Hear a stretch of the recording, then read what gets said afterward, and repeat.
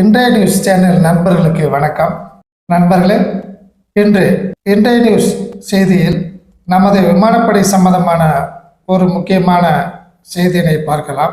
இன்றைய news video செய்தியில் உங்களுக்கு தினந்தோறும் நமது இராணுவத்தின் நிலைப்பாடு, இராணுவத்தின் முன்னேற்றம் போன்ற முக்கியமான செய்திகளை வெளியிட்டு வருகிறோம்.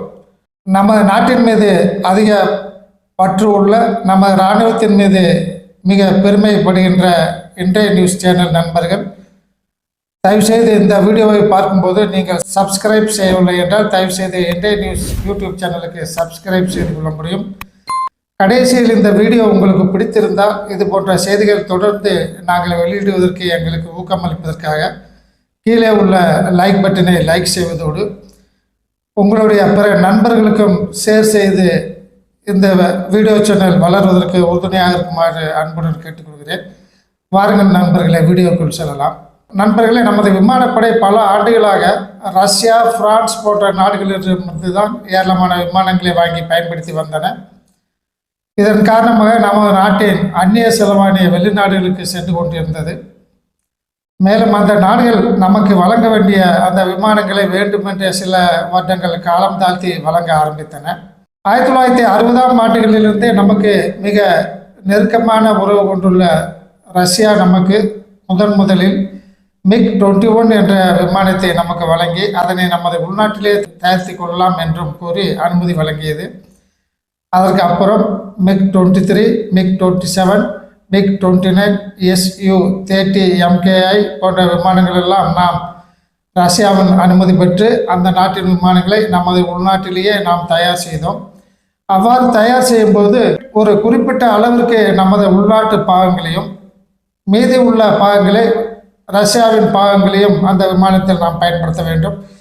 இதுவரை முழு தொழில்நுட்பத்தை தருகிறேன் என்று கூறிய ரஷ்யா கூட நமக்கு 35 முதல் 40% அளவிற்கு தான் நமது நாட்டில் தயாரிக்கப்பட்ட பாகங்களை நாம் பயன்படுத்துகிறோம். Su-30 MKI என்ற விமானத்தில் மீதி பாகங்கள் எல்லாமே ரஷ்யாவிலிருந்து வருகின்றன. அவற்றை நாம் நமது இந்தியாவில் நமது பாகங்களுடன் சேர்த்து Su-MKI விமானத்தை தயாரித்து அவற்றை நாம் பயன்படுத்துகிறோம். நண்பர்களை, இதுவரை நமது விமானப்படையில் Su-MKI விமானங்கள் 260 எண்கள் பணியாற்றி வருகின்றன. அதற்கப்புறம் தேஜஸ் மார்க் 1 என்ற விமானத்தை நாம் தயாரிக்க ஆரம்பித்தோம். இந்த தேஜஸ் மார்க் 1 என்ற விமானம் 40 எண்கள் தற்போது நமது இந்திய விமானப்படையில் பணியாற்றி வருகிறது. இந்த விமானங்கள் நமது நாட்டில் நமது விமானப்படையில் சேர்ப்பதற்கு விமானப்படை ஆர்டர் வழங்கி 10 வருடங்கள் ஆகிவிட்ட நண்பர்கள். அந்த விமானங்கள் நமது விமானப்படையில் சேர்ப்பதற்கு தேஜஸ் மார்க் 1 என்ற விமானம். தற்போது தேஜஸ் மார்க் 1A என்ற விமானத்தை 2021ஆம் ஆண்டிலேயே நமது விமானப்படை நமது நாட்டின் அரசு நிறுவனமான விமான உற்பத்தி நிறுவனமான ஹால் இந்துஸ்தான் ஏரோநாட்டிக்கல்ஸ் லிமிடெட் என்ற நிறுவனத்திற்கு வழங்கியும் 2026ஆம் ஆண்டு பிறக்க உள்ளது. இதுவரை ஒரு விமானம் கூட தேஜஸ் மார்க் 1A என்ற விமானத்தில் கடந்த 5 வருடங்களாக நமது விமானப்படைக்கு விமானங்களை தரவில்லை நண்பர்களை. இதற்கு மிக மிக முக்கியமான காரணம், அமெரிக்காவிலிருந்து நமக்கு வர வேண்டிய GE ஜெனரல் எலக்ட்ரிக்ஸ் என்ற நிறுவனத்தின் F-44IN-20 என்ற என்ஜின் இந்த விமானத்தில் பொறுத்துவதற்காக வர வேண்டும். ஆனால் நாம் 91 என்ஜின்கள் வேண்டும் என்று 2021ஆம் ஆண்டே நாம் ஆர்டர் வழங்கியும் இதுவரை மொத்தம் 5 என்ஜின்கள் வரப்பட்டுள்ளன நண்பர்களே. ஆகவே இந்த என்ஜின்கள் வருவதிலும் தாமதமாக கொண்டிருக்கிறது. அதற்கப்புறம் இந்த விமானங்களில் அந்த என்ஜினை பொருத்தி வேண்டிய நேவிகேஷன் சிஸ்டத்தை எல்லாம் பொருத்தி எலக்ட்ரானிக் வார்ஃபேர் சூட் போன்றவற்றையெல்லாம் பொருத்தி ஜாமிங் பார்ட்ஸ் என்று சொல்லக்கூடிய கருவிகளை எல்லாம் பொருத்தி மிக முக்கியமான தொழில்நுட்பங்களை எல்லாம் அந்த விமானத்தில் பொருத்தப்பட்டு உடனே விமானத்தை இயக்கலாம். ஆனால் இந்த விமானம் பறப்பதற்கு தயாராக உள்ளது என்ற ஒரு சர்டிஃபிகேட் நமது இந்தியாவில் வாங்க வேண்டும். அது மட்டும் இல்லாமல் அனைத்து வகையான ஆயுதங்களும் இந்த விமானத்தில் பொருத்தப்பட்டு இன்டகிரேட் செய்யப்பட்டு அவை சரியாக இயங்குகின்றதா என்பதனை பரிசோதனை செய்து அதன் பின்னர் தான் அந்த விமானத்தை ஹால் நிறுவனமும் ஏரோநாட்டிக்ஸ் டெவலப்மெண்ட் ஏஜென்சி என்று சொல்லக்கூடிய ADA என்ற நிறுவனமும் 2 நிறுவனங்களும் சேர்ந்து இந்த விமானம் மிக தயாராக உள்ளது, அனைத்து வகையான ஆயுதங்களையும் இதில் பொருத்தி நாம் பயன்படுத்தலாம் என்று விமானப்படைக்கு அந்த விமானங்களை ஒப்படைக்கும் நண்பர்கள். இந்தியாவில் உள்நாட்டிலேயே ஹால் என்ற நிறுவனம் தயாரித்து சோதனை செய்யப்பட்ட தேஜஸ் மார்க் 1A விமானங்கள்.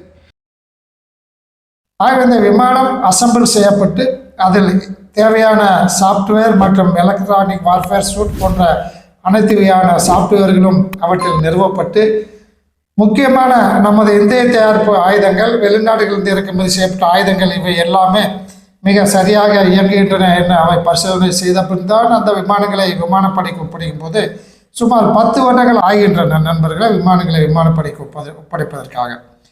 ஆகவே தற்போது நமது விமானப்படையும் கால் நிறுவனமும் ஒன்று சேர்ந்து ஒரு முடிவு எடுத்துள்ளது. இந்த முடிவு மிக முக்கியமான முடிவாக கருதப்படுகிறது நண்பர்களே. அதாவது கால் நிறுவனம் விமானத்தை பறப்பதற்கு சரியாக உள்ளது. எலக்ட்ரானிக் வார்ஃபேர் சூட், ஏரோடைனமிக்ஸ் போன்ற அனைத்து வகையான தொழில்நுட்பங்களும் இவற்றில் இணைக்கப்பட்டுள்ளன. இவற்றில் மிக முக்கியமான ஆயுதங்களான நமது உள்நாட்டு தயாரிப்பான BB-RAM என்று சொல்லக்கூடிய beyond visual range air to air missile என்று சொல்லக்கூடிய அந்த மிசைல்கள் மற்றும் சில மிசைல்கள் பொருத்தப்பட்டு அவை சோதனை செய்யப்பட்டு விட்டன என்று கூறி உடனடியாக ஆர்டர் வழங்கிய 4 வருடங்களுக்குள் இந்த விமானங்களை விமானப்படைக்கு கால் நிறுவனம் ஒப்படைத்து விடும் நண்பர்கள். அதற்கு அப்புறம் அந்த விமானத்தில் சேர்க்கப்பட வேண்டிய மற்ற ஆயுதங்களை பொருத்தி சோதனை செய்வது என்பது அது விமானப்படை தன்னுடைய இலக்காக எடுத்துக்கொள்ள உள்ளது.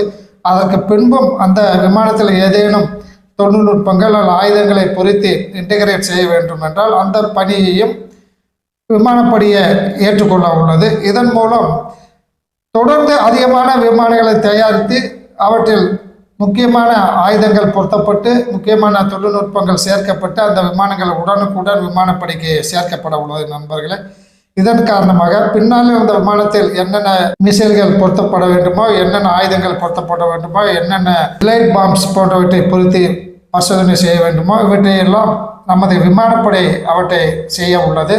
நமது தேஜஸ் மார்க் 1A என்ற விமானம் 2026ஆம் ஆண்டு முதல் காலாண்டில் அவற்றின் முதல் விமானம் பறக்கப்பட்டு சோதனை செய்யப்பட உள்ளதாக தெரிகிறது. அனைத்து வகையான பணிகளும் அந்த விமானத்தில் முடிக்கப்பட்டு விட்டன. இந்த விமானம் நமது ரஃபேல் விமானத்தை விட பிரான்ஸ் நாட்டிலிருந்து வாங்கிய ரஃபேல் வெர்சன் 3 விமானத்தை விட கூடுதலான செயல்பாடுகள் கொண்ட விமானமாக இருக்கும் என்று கூறப்படுகிறது நண்பர்களே. தேஜஸ் மார்க் 1A என்ற விமானத்தில் 6500 கிலோ எடையுள்ள ஆயுதங்களை அவற்றில் பொருத்தி நாம் பயன்படுத்த முடியும். ஆகவே சிறந்த விமானம் என்று கூறும்போது நமது AMCA ஆம்கா என்று சொல்லக்கூடிய 5ஆம் தலைமுறை விமானமும் வேகமாக தயாரிக்கப்பட்டு வருகிறது. அந்த விமானத்தில் உள்ள முக்கியமான தொழில்நுட்பங்கள் எல்லாமே இந்த தேஜஸ் மார்க் 1A என்ற 4.5ஆம் தலைமுறை விமானத்தில் பொருத்தப்பட்டு ரஃபேல் விமானத்தை காட்டிலும் மிக சிறந்த விமானமாக இது இருக்கும் என்று கூறப்படுகிறது நண்பர்களே. ஆகவே உடனடியாக 2026ஆம் ஆண்டு முதல் விமானம் பறக்கவிட்டு சோதனை செய்யப்பட்டு பின்பு 2029 முடிவில் அல்லது 2030ஆம் ஆண்டு ஆரம்பத்தில் இந்த விமானங்கள் நமது விமானப்படைக்கு ஒப்படைக்கப்படும் என்று தெரிகிறது. அவற்றிலிருந்து மொத்தம் 2029 அல்லது 2030ஆம் ஆண்டிலிருந்து மொத்தம் 180 தேஜஸ் மார்க் 1A விமானங்கள் வேண்டும் என்று நமது விமானப்படை ஏற்கனவே கால் நிறுவனத்திற்கு ஆர்டர் வழங்கியுள்ளது. இந்த விமானங்கள் 2032 இறுதி அல்லது 2033ஆம் ஆண்டு 2ஆம் காலாண்டிற்குள் இந்த விமானங்கள் அனைத்துமே நமது விமானப்படைக்கு ஒப்படைக்கப்படும் என்று தெரிகிறது நண்பர்களே. இதற்கிடையில் 2028ஆம் ஆண்டு AMCA மார்க் 1 என்ற முதல் விமானம் பறக்க விடப்பட்டு சோதனை செய்யப்பட உள்ளது. 2030ஆம் ஆண்டு அது முழுமையாக தயாரிக்கப்பட்டு அந்த விமானங்கள் 2032 அல்லது 2033ஆம் ஆண்டிலிருந்து உடனடியாக நமது விமானப்படைக்கு ஆம்கா AMCA என்ற 5ஆம் தலைமுறை விமானம் மார்க் 1A என்ற விமானம் நமது விமானப்படைக்கு ஒப்படைக்கப்படும் என்று தெரிகிறது நண்பர்களே. ஆகவே தற்போது கால் நிறுவனம் அனைத்து வகையான ஆயுதங்களை பரிசோதனை செய்து அதிகமான காலத்தை எடுத்துக்கொள்வதை விட முக்கியமான ஆயுதங்களை பொருத்தப்பட்டு அவை உடனடியாக விமானப்படைக்கு வழங்குவதால் நம்ம நாட்டின் விமான உற்பத்தி வேகமாக துரிதமடையக்கூடிய ஒரு காலநிலை ஏற்பட்டுள்ளது நண்பர்களே. இதன் மூலம் நாம் வெளிநாட்டிலிருந்து இறக்குமதி செய்யக்கூடிய விமானங்களின் எண்ணிக்கையை நாம் குறைத்து கொள்ள முடியும் என்ற ஒரு கருத்து நமது நாட்டில் நிலவி வருகிறது நண்பர்களே.